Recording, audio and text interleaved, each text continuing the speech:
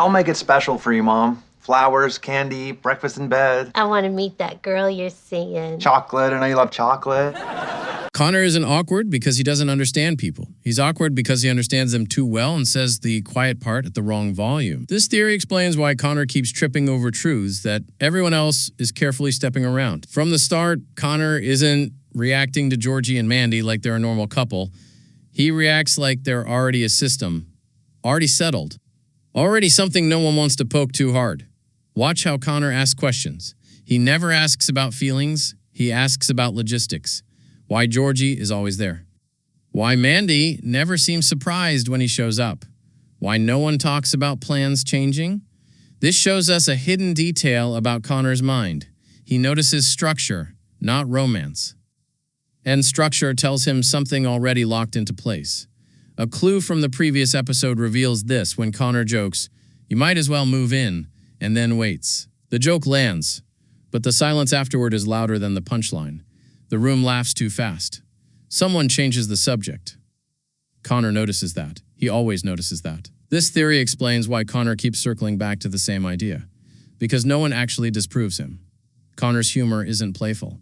It's diagnostic. He throws out observations to see how people react. When he says Georgie and Mandy act married, he's not teasing. He's testing the room.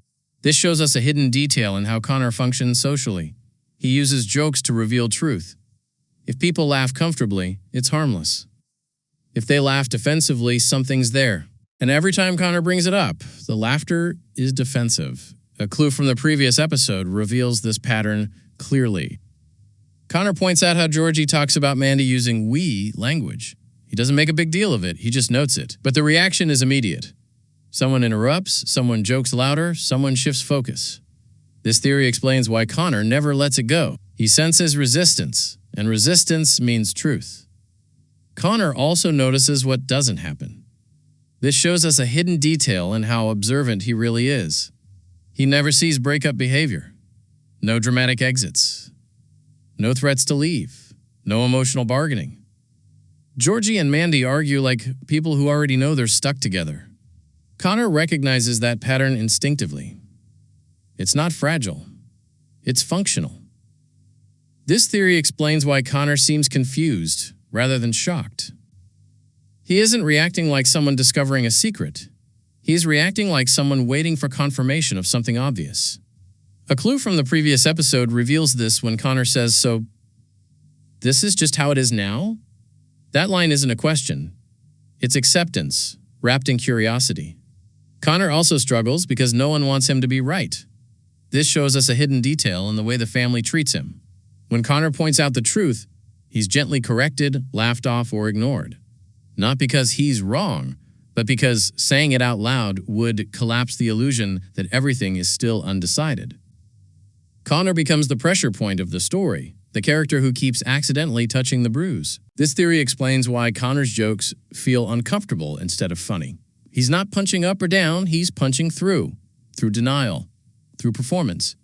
Through the careful pretending that Georgie and Mandy are still figuring things out, Connor sees they already figured it out. He just doesn't know when it happened. There's also something quietly sad about Connor's role.